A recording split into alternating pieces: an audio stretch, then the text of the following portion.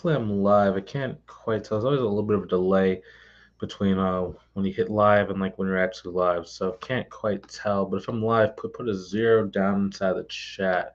Put a 0 down in the chat just so you can help me out and let me know if I am live. I see some zeros down in the chat. So I think I'm live. So today I wanted to share like how my mentorship student got 3 monthly clients and then like one cleanup client. About $4,250 in monthly recurring revenue in about 43 days of working together. So specifically, so we got 3 clients and one cleanup, right? So that's $1,500 a month for the first client, $2,000 per month for the second client, $750 per month for the third client, breaking down to about 4,250. The cleanup, it was more of like a setup slash catch up project for about $2,100.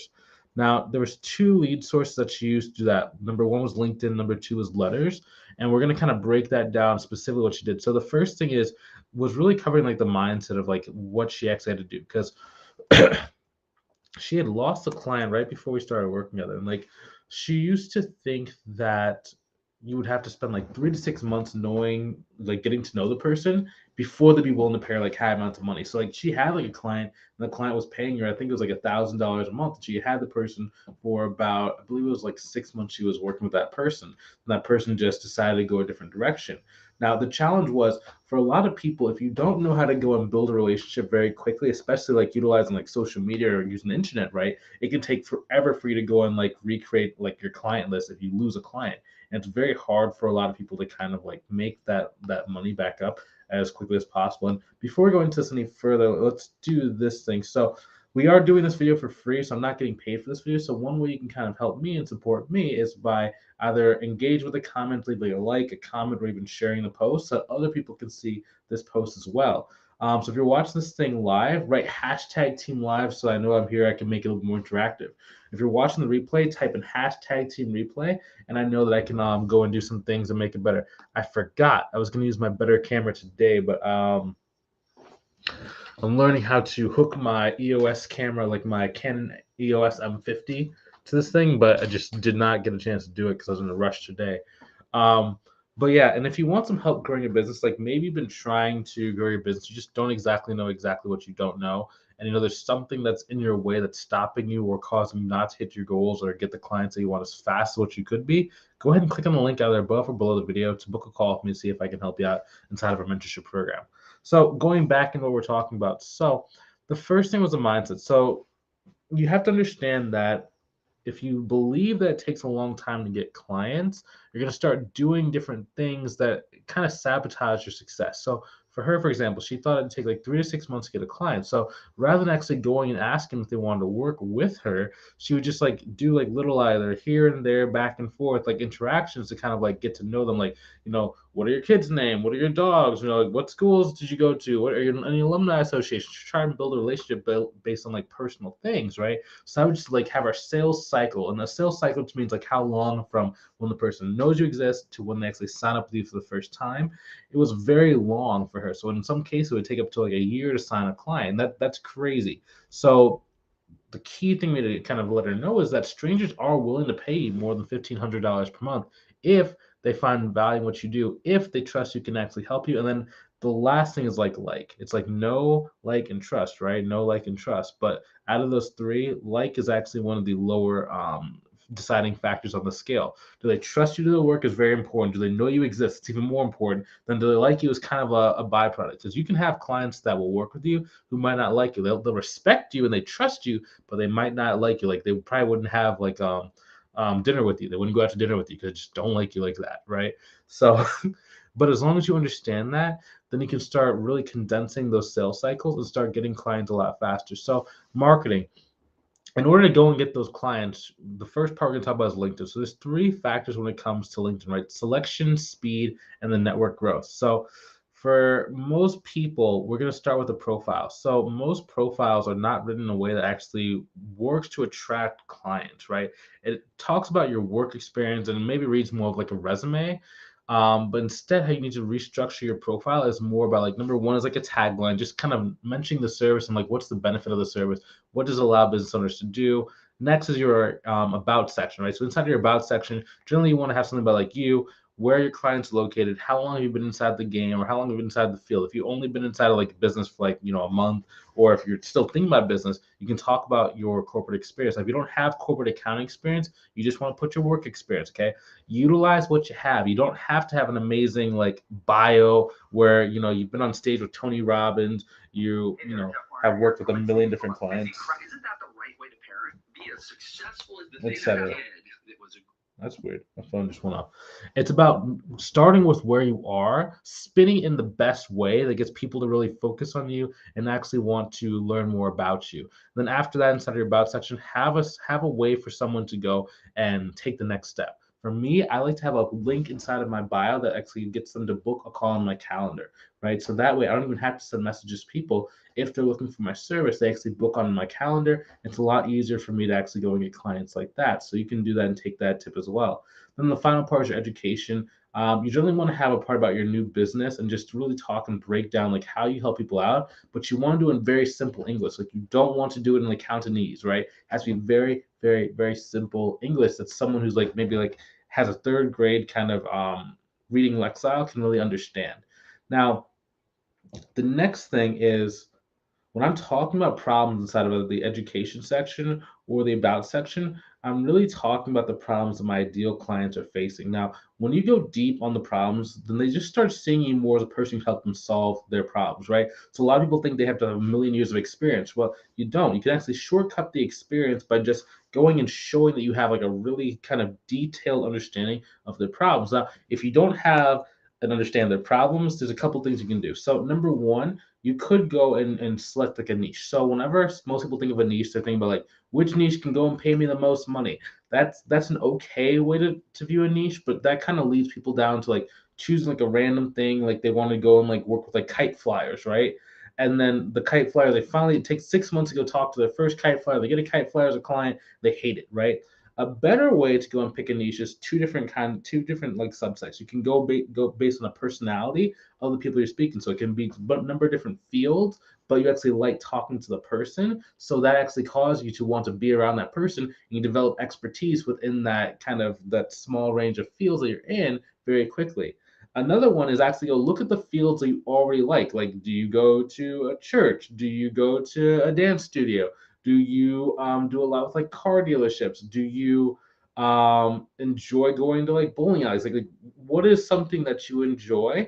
And you start looking for either vendors or niches that are surrounding the things you enjoy. Maybe you're a real estate investor. Okay, well, maybe you can go to conventions or different things that have a lot of real estate investors or real estate agents inside. You can start really understanding the market.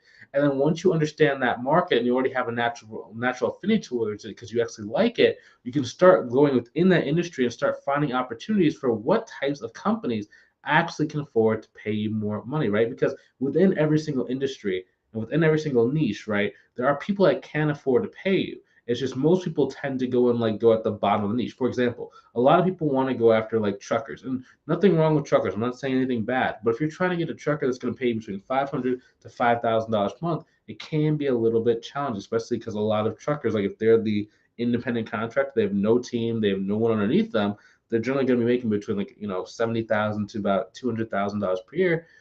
It's very hard for them to justify, paying a $60,000-$70,000 a year. But instead, if you go a level up, where you go out to a logistics company that maybe have a fleet of trucks, or if you go to like vendors that go to logistics, or even like the shipping containers, right? Those kind of companies can generally afford to pay you more, right? So it's about going up that value ladder within the niche that you're looking at. Another example is like churches, right? So inside the nonprofit space, some people like doing churches. Now, some churches who, maybe they only have like a few members, they're located maybe in a lower income area, they might be more challenged to pay you a high ticket monthly price, right? Versus a cathedral in the capital of a state in a high income, high powered zip code with millionaire and billionaires inside of the congregation who attend the service. Like that place is probably more likely to pay you a high amount of money. Now, one thing that can come as a consequence is that is the higher up that you could get paid from an organization, in some cases it can be a lot harder to get in, especially in the example I just gave with like church versus cathedral, right? Because in some cases they might have very exclusive in crowds, and if you're not really inside the in crowd, it can be very, very challenging. So there's two ways to handle that. Number one, you could go after a different industry or a different segment of the industry that has a higher paying nature but less of a clicky kind of like moat or barrier to entry around it. that's an easier path to kind of go down because there's always more fish in the sea. And in some cases, if you don't really fit in, rather than trying to go and fit in, you could just go and find your people. That can be a little bit more challenging. You do have to go wider, and it can take a little more time. The second way is to actually become a part of the in crowd. So when I was in college, I'll never forget this. This one professor, he actually said that entrepreneurship was extremely tough and that no one really makes an entrepreneurship. Now that I'm in entrepreneurship, it's just didn't really know what he's talking about. But really, what it comes down to, he did know this: there's something called an oligopoly in economics, right? It's a small group of people get 80% of the money inside of the industry, right? Now, most people don't like that. They're like, not the money should be spread out evenly, right? We don't want these three big companies getting all the money. We want every company to be making about the same. And that's cool in an idealistic society. However, in our society and just like, online space, an easier way is if you can become part of those three big companies, the oligopoly, right? You can actually reap the rewards and reap the benefits of it and have that moat kind of protected. So you can learn how to join the in crowd, right? Now, a big portion of that is learning like who you know. It's because it's not always about what you know, it's about who you know. That's why it's not really about the experience section, right? We talk about experience. A lot of people think, I don't have 40 years experience, I don't have this experience. It's not really about the experience in a lot of cases. For example, one of my students named Rick, he was an engineer. He had spent 6 months kind of learning bookkeeping at his job and like inside of our program before he started launching, right? As soon as he launched, the first client he got owned, it was like 31 parking lots in New York City. The guy ended up paying him, it was, I think it's like between $6,000 to $7,000 per month for that one client. That's his first client ever. He does not have 40 years experience. He does not have all this. He's not XYZ. He just had the proper skills. He had a plan. He had a pricing tool, which I give all the students like a pricing calculator. He had a sales script, so you know exactly what to say in the consultation call. And he just understood how to go and create those relationships. And we're going to continue talking about that throughout this video today. But always remember, you don't want to destroy the in crowds. You want to just learn how to become and navigate those in crowds. I'm not saying like the ones where they're like clicky and it's like mean people and they like disqualify people based on socioeconomic kind of things. What I'm saying is, if there's a group of people and they're like highly like guarded masterminds or groups of people that only want successful people in there, learn how to go and attract those people to want you to become inside of that group and then be able to go and make a lot of money. It's very easy when you actually just kind of like change your mindset around it.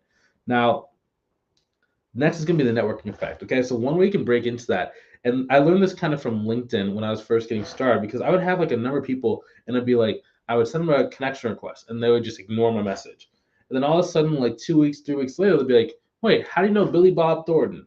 It's like, well, I personally either met him at a networking event or I sent him a message on LinkedIn. He was a little bit more open to like talking, but as soon as they saw you had a connection who was mutual to them, who they knew and they respected, you actually had a halo effect, meaning that you transferred the respect that person A had for your mutual connection now is transferred to you. So you actually get the same kind of like foot in the door a lot easier. And that's what I started learning it. And they're just like, okay, so the more I could start doing that, the more that I started going and connecting with people who are interconnected. And it made it easier for me to go make those introductions and then be able to go and get it. And that leads to referrals, that leads to clients, that leads to opportunities like for random networking events or even speaking events inside a local area, and it takes off from there.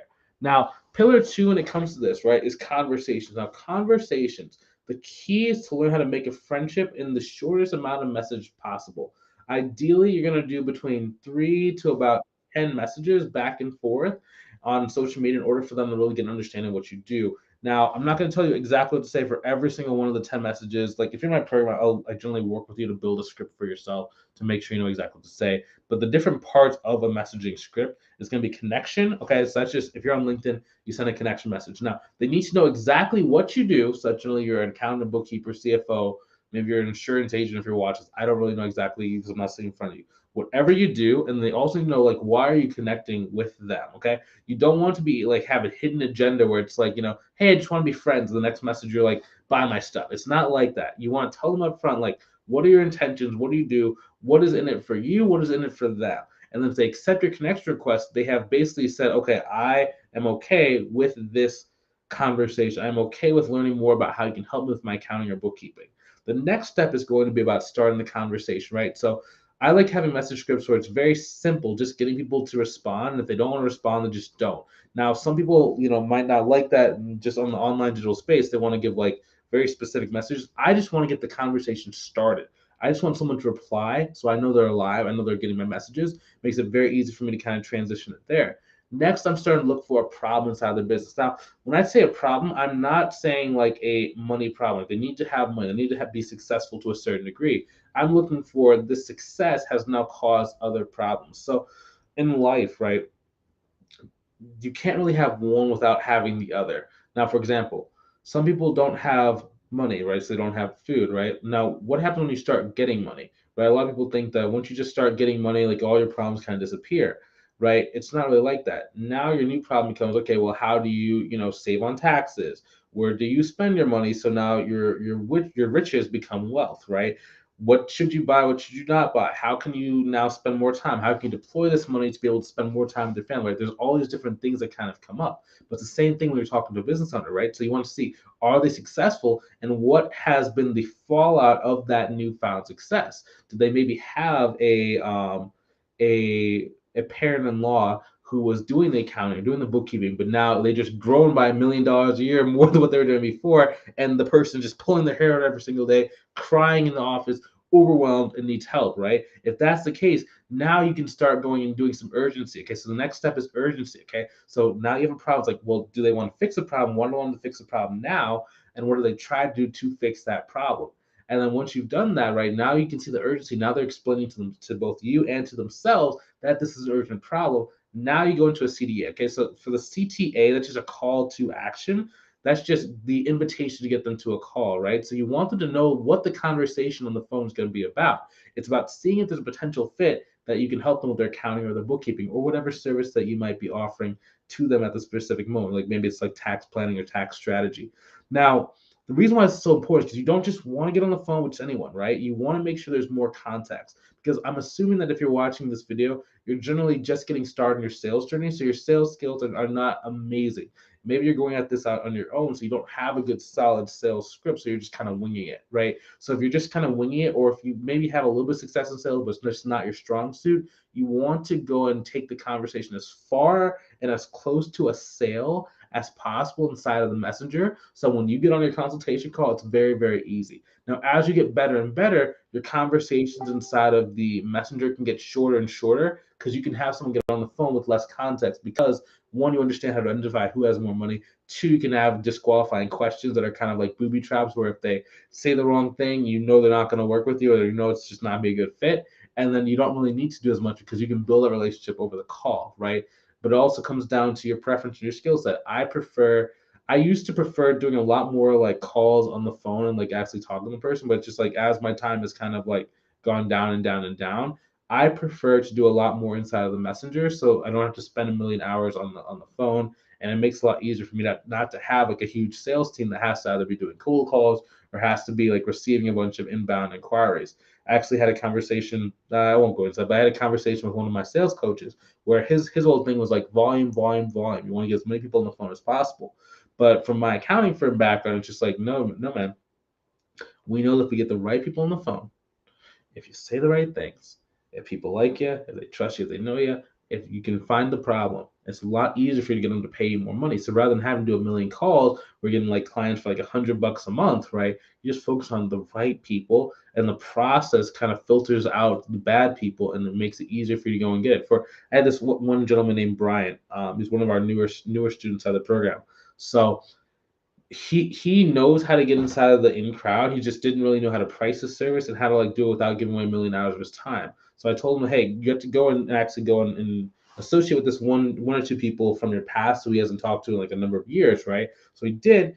He ended up going just using the sales script, just making it very simple. Just find the problems, find the pain, find the urgency. The guy ended up paying him $6,000 per month, right? They're signing the contract today. I had the meeting today, so it's really cool to be able to do that. But you don't need to do that much, and you don't need to talk to a million people if you can identify who is the person that has the money, who has the problem, who has the urgency, and who wants to fix that now. Okay, so that's the most important thing. Now, some things you can also say as well, right?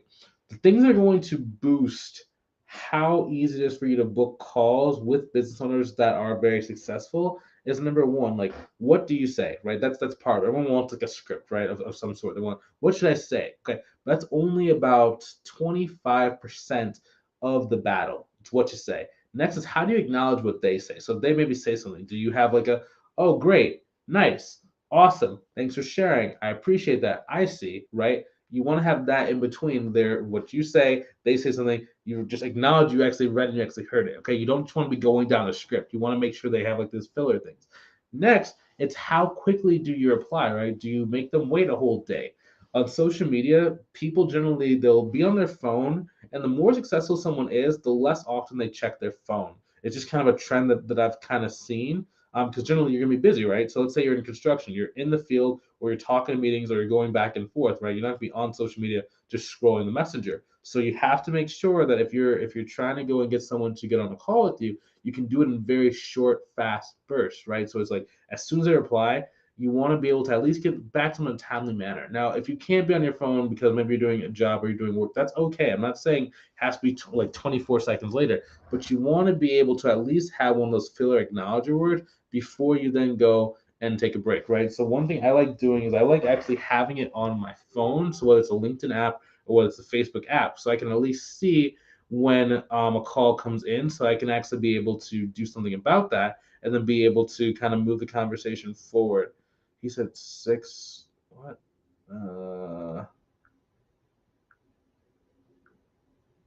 5 p.m., 8 p.m. Sorry, one of my teammates is texting me a question.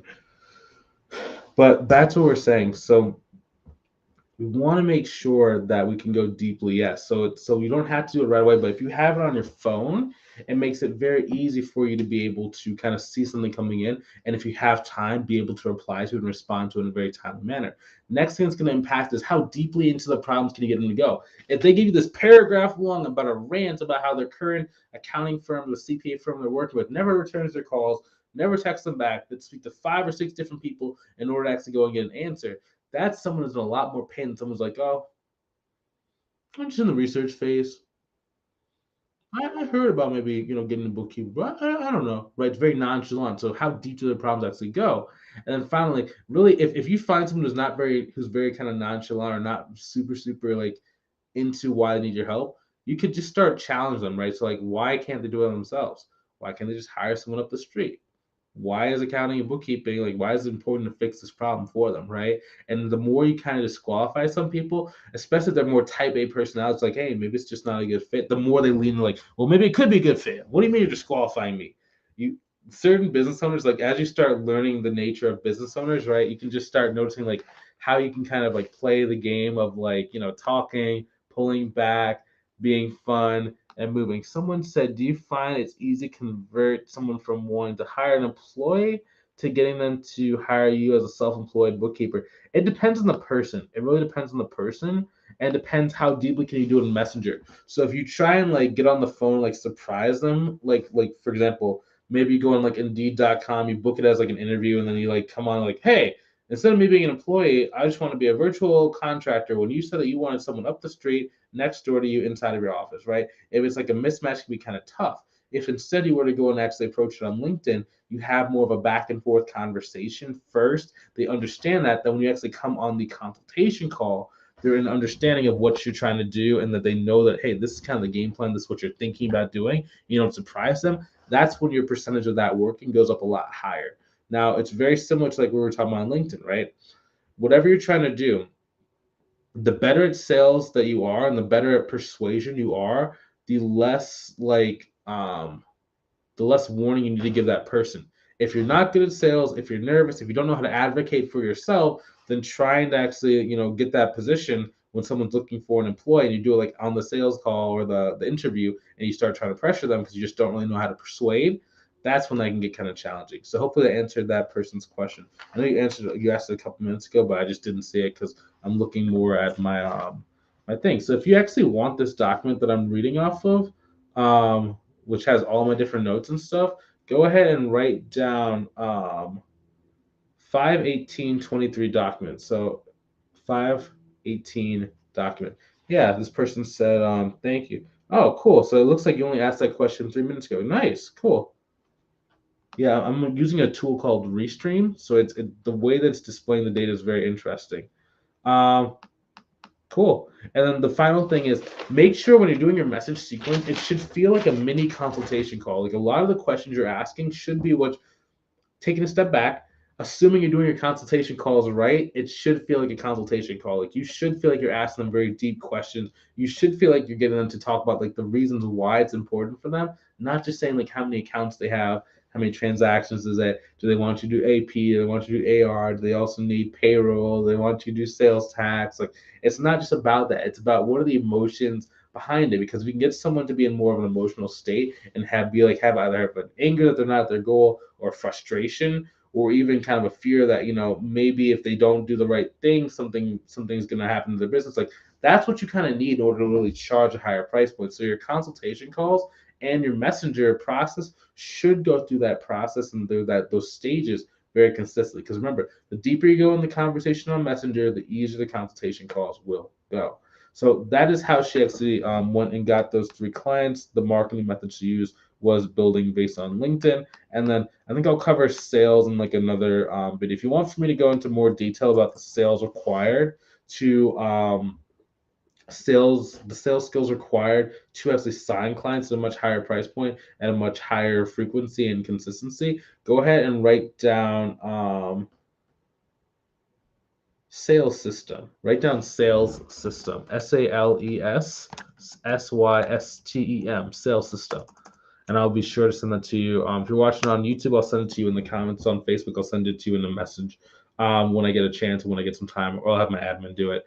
Also, if you want some help growing your business, maybe you know that you're destined for more. You know that you have certain goals, but it just doesn't look like the speed and trajectory you're on is going to reach them in the time frame you want. Go ahead and click on the link inside the description below to book a call with me and see if I can help you. I cannot help everybody out. It's a very specific set of steps and process we do in order to get you to your goal. But it's not for everybody. It's for people who are serious, people who want help, people who are ready to improve, ready to change, and actually reach their goal. If it's more of just like it's something that you're thinking about, something that's kind of fun, but it's not serious, like you don't actually know, like you're not committed to hitting it, it might be a little bit intense. So we can slow it down based on that, and you don't have to go at a million miles an hour. Like if your goal is just to make like $3 grand a month, $5 grand a month, we can get you there. We can do it in a very relaxed pace. If your goal is to get to like 10 grand a month or 20 grand a month in the span of like 3 to 6 months, right? It might be a slightly different pace, but let's go and see if it's a good fit. Let's see if the game plan we have makes sense for both parties involved.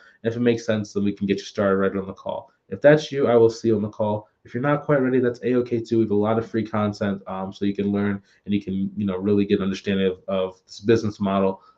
Until next time, or until I see you on the call, have a great rest of your day. Take it easy. Talk to you soon.